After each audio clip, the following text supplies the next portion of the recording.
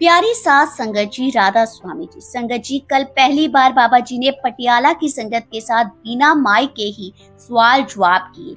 कल बहुत ही अच्छा माहौल बन गया था और बाबा जी अचानक संगत से बोले, जो भी पूछना है पूछ सकते हो। फिर संगत ने एक एक करके सवाल किया और बाबा जी ने बिना किसी माइक के ही संगत को जवाब भी दिए। पूरा माहौल और कल हुए सवाल जवाब हम आपको अब इस वीडियो में सुनाने जा रहे हैं। संगत से एक ही विनती है कि कमेंट में राधा स्वामी जी जरूर लिखिएगा। हमने आपको बताया था कि कल बाबा जी ने चंडीगढ़ के किशनगढ़ सेंटर और फिर उसके बाद पटियाला के रोनी सेंटर में संगत को पैदल दर्शन दिए थे और उसके बाद रखड़ा साहिब के घर कार्यक्रम रखा गया। वहाँ बड़े बड़े टेंट लगाए गए थे क्योंकि उनका घर काफी बड़ा और विस्तृत है।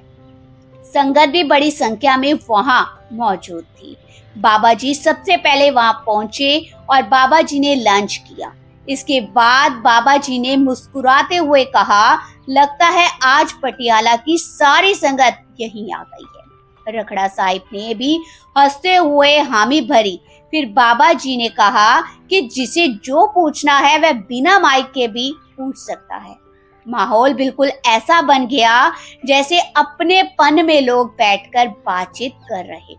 बाबा जी ने पुराने जमाने वाला डेरा याद दिलवा दिया, जब सतगुरु अचानक ही संगत के बीच आ जाते थे और संगत के सवालों के जवाब दिया करते थे। करीब 10 सवाल हुए, जिनमें से 5 सवाल अभी सामने आए। अगर आगे और सवाल मिलते हैं तो वह भी संगत के साथ साझा किए जाएंगे। बाबा जी भी पूरी मौज में थे। बाबा जी सामने कुर्सी पर बैठ गए और उनके पास रखड़ा साहिब भी बैठ गए। सबसे पहला सवाल एक भाई ने किया। उसने कहा, बाबा जी हमारा व्यापार पूरी तरह नीचे चला गया है, घर में बहुत परेशानी चल रही है, हमें समझ नहीं आ रहा कि क्या करें। बाबा जी ने बड़े ही प्रेम से उत्तर दिया, कहा बेटा मालिक पर भरोसा रखो, सब कुछ ठीक हो जाएगा। ये सब कर्मों का खेल है, हमें मालिक पर से विश्वास कभी नहीं खोना चाहिए। दिन और सिचुएशन हर समय एक जैसी नहीं रहती। जैसे छांव के बाद धूप और फिर छांव आती है, वैसे ही जीवन में भी कभी उतार तो कभी ऊंचाई देखने को मिलती है। उन्होंने आगे कहा, जो हम बोते हैं वही हमें काटना पड़ता है। जीवन में लाभ और हानि दोनों आते हैं। अगर इंसान कभी घाटा ही ना देखे तो फिर बढ़ोतरी और सफलता की कदर कैसे समझेगा। इसलिए ये समय भी निकल जाएगा, धैर्य रखो। और यही समय हमें बहुत कुछ सिखाने भी आता है, इसलिए मालिक से शिकायत करने की बजाय सीखने की कोशिश करनी है। फिर एक बहन ने सवाल किया, बाबा जी मैं अपने ससुराल वालों से बहुत परेशान हूँ और तलाक लेना चाहती हूँ, क्या मेरा फैसला सही है? बाबा जी ने बहुत ही शांत और समझदारी से जवाब दिया, बेटा अगर तुम कहीं और भी चली जाओगी तो जीवन की चुनौतियां वहां भी होंगी। परिवार में छोटी मोटी खींचतान चलती रहती है, हमें परेशानी से भागने के बजाय उसका समाधान निकालना चाहिए। उन्होंने आगे कहा, कोई भी बड़ा फैसला देने से पहले बहुत सोच समझकर जरूरी है कि कई बार हमें लगता है कि दूसरी जगह जाकर सब ठीक हो जाएगा, लेकिन अगर वहां भी वैसी परिस्थिति मिल जाए तो हम कब तक भागते रहेंगे। इसलिए जल्दबाजी में निर्णय नहीं लेना चाहिए और आप अपने घर में बुजुर्गों से इस बारे में सलाह करो, फिर उसके बाद कोई फैसला लो, क्योंकि ये फैसला तुम्हारे जीवन से संबंधित है। फिर एक भाई ने प्रश्न पूछा, बाबा जी पढ़ाई करना इतना जरूरी क्यों है? बाबा जी मुस्कुरा कर बोले, फिर तो यह भी पूछ लो कि कपड़े पहनना क्यों जरूरी है और शादी करना क्यों जरूरी है, खाना खाना क्यों जरूरी है। ये सुनकर सारी संगत हंसने लगी। फिर बाबा जी ने समझाया, बेटा अगर हम पढ़ाई नहीं करेंगे तो जीवन में दूसरों पर निर्भर होकर रह जाएंगे। शिक्षा हमें पैरों पर खड़ा करती है। जब इंसान पढ़ लिख जाता है तो उसे अच्छी नौकरी और बेहतर जीवन जीने का अवसर मिलता है। उन्होंने आगे कहा, अगर हम पढ़ाई पर पूरा ध्यान नहीं देंगे तो आगे जाकर जीवन में कैसे संभलेंगे। इसीलिए शिक्षा बहुत जरूरी है। फिर एक बहन ने पूछा, बाबा जी सूरत और शबद का क्या मतलब होता है? बाबा जी ने समझाया कि बेटा सूरत और शबद कोई अलग नहीं है, बाकी सूरत शब्द का ही हिस्सा है। हम अभी क्योंकि शरीर के दायरे में है तो हमें संत मत में सिखाया जाता है कि हमें अपनी सूरत यानी अपनी चेतना को उस सुप्रीम पावर के साथ जोड़ना है, यानी शब्द के साथ जोड़ना है। शब्द ने इस सृष्टि की रचना की है। शब्द के कारण यहाँ हर चीज का वजूद है। बाइबल में भी लिखा है, शुरू में शब्द था, शब्द मालिक के पास था और मालिक ही शब्द है। फिर एक भाई ने पूछा, बाबा जी इंसान का जामा मिल गया हो तो इसका मतलब पिछले सभी कर्म खत्म हो चुके हैं। बाबा जी ने समझाया कि बेटा अगर कर्म खत्म हो जाते तो मालिक हमें यहाँ क्यों भेजता? मालिक ने 84 लाख जोनियां बनाई है, उसमें से सबसे ऊंची जून जो है वो इंसान की है। जब पीछे हम अच्छे कर्म करते हैं तो आगे मालिक उन कर्मों को भोगने के लिए इंसानी जामा देता है, जिससे हम भजन सिमरन कर सकें और मालिक के घर पहुंचकर। लेकिन हम यहाँ आकर भटक जाते हैं और कर्मों का बोझ अपने ऊपर लाद कर बैठ जाते हैं। संगत जी, इसके बाद बाबा जी रोनी सेंटर भी गए, जहाँ उन्होंने संगत को पैदल दर्शन दिए। संगत जी, अब हम आपको एक साखी सुनाने जा रहे हैं, जो लगभग 10 से 11 साल के बच्चे से जुड़ी हुई है और जिसकी सूरत 10 साल की उम्र में ही लगने लगी। एक सत्संगी परिवार में लगभग 10 वर्ष का एक छोटा सा बच्चा रहता था, जिसका नाम अनुराग था। उसके माता पिता ने नामदान लिया हुआ था और वह अपने गुरु महाराज के बताए हुए नियमों का पूरी श्रद्धा और प्रेम के साथ पालन करता था। जैसा कि नामदान के समय समझाया जाता है कि हर रोज नियमित रूप से भजन सिमरन करना है, नितनेम करना है और इससे कभी भी नागा नहीं डालना। वैसे ही अनुराग के माता पिता भी प्रतिदिन कुल मालिक की याद में बैठते थे, नितनेम करते थे। वे गुरु के हुक्म के अनुसार भजन सिमरन को पूरा समय देते और पूरी लगन के साथ मालिक की बंदगी में डूब जाते। जब भी वे आंखें बंद करके भजन सिमरन पर बैठते, अनुराग उन्हें बड़े ध्यान से देखा करता। वह अक्सर सोचता कि उसके माता पिता आखिर इतनी शांति से आंखें बंद करके क्यों बैठे रहते हैं। धीरे धीरे कभी कभी वह भी उसके पास जाकर बैठने लगा। वह भी उनकी तरह आंखें बंद कर लेता और चुपचाप बैठा रहता।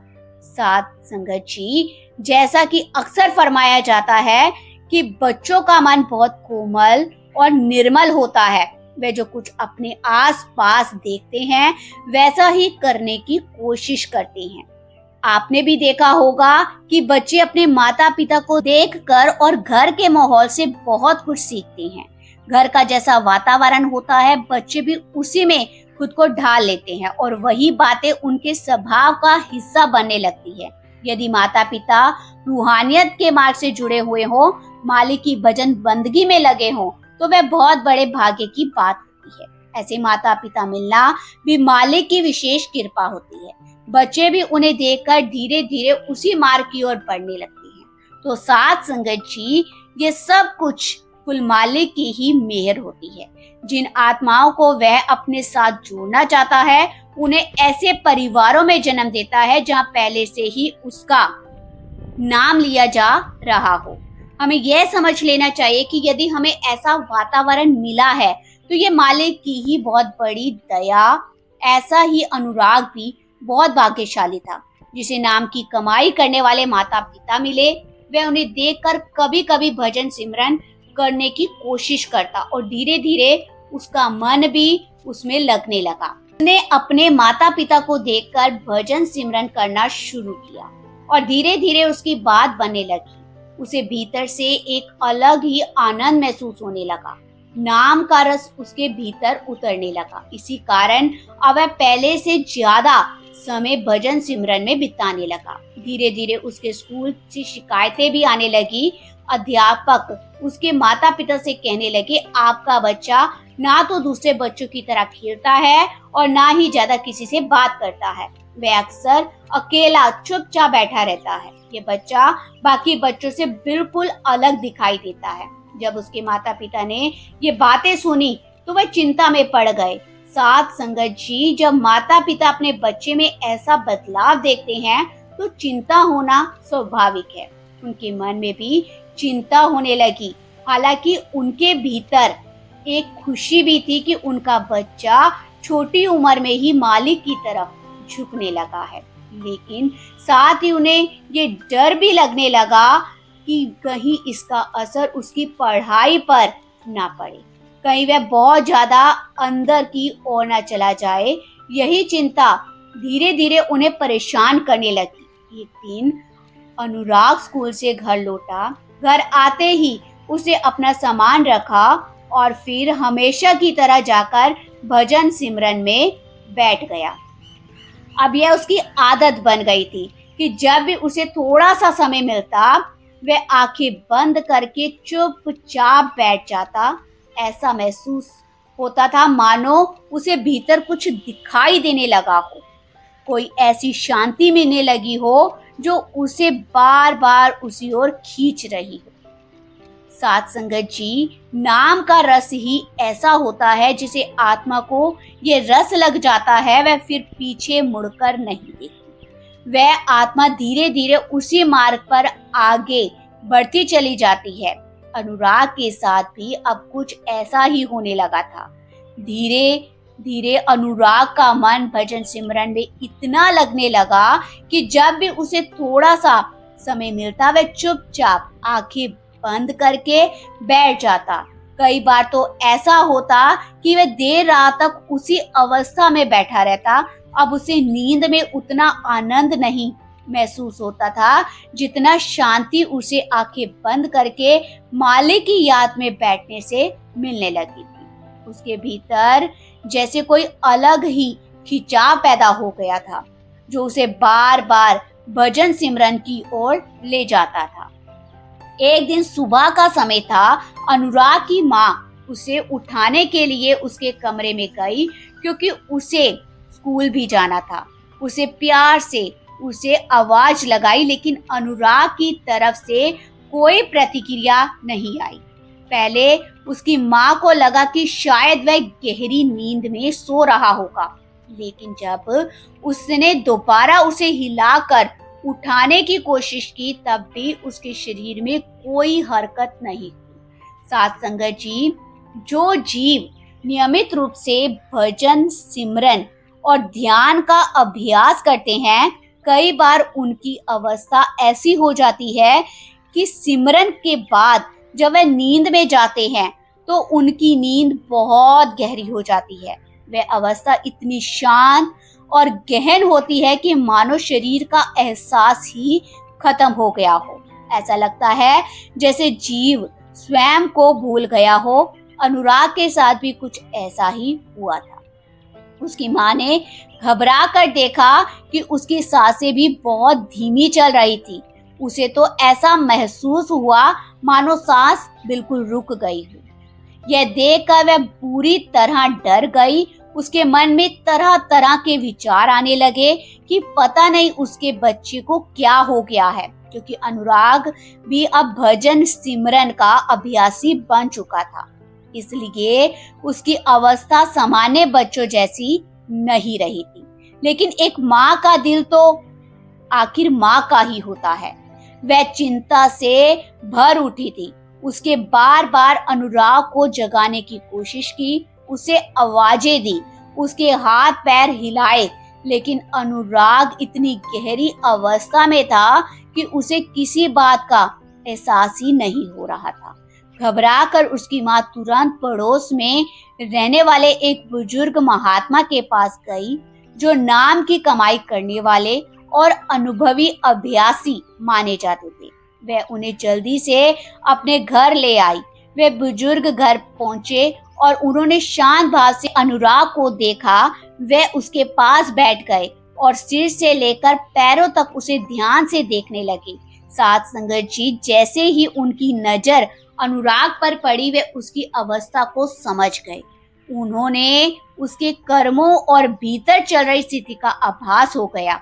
वे ये देखकर बहुत हैरान हुए कि इतनी छोटी उम्र का बच्चा नाम के रस में इतना डूब चुका है।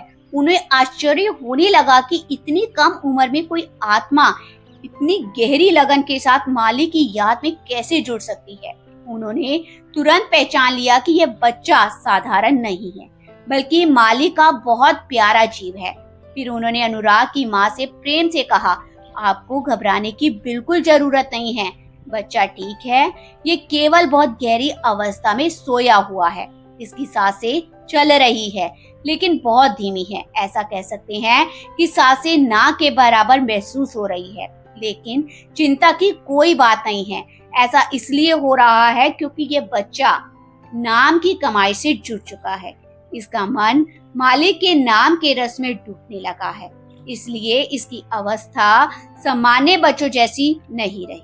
लेकिन इसमें डरने जैसी कोई भी बात नहीं है। उन्होंने आगे कहा, आप बहुत ही भाग्यशाली माँ हैं जिन्हें ऐसा बच्चा मिला जो छोटी सी उम्र में ही मालिक की याद में लग गया है। यह बच्चा मालिक की मेहर का पात्र बन चुका है, इसलिए आपको घबराने की आवश्यकता नहीं है।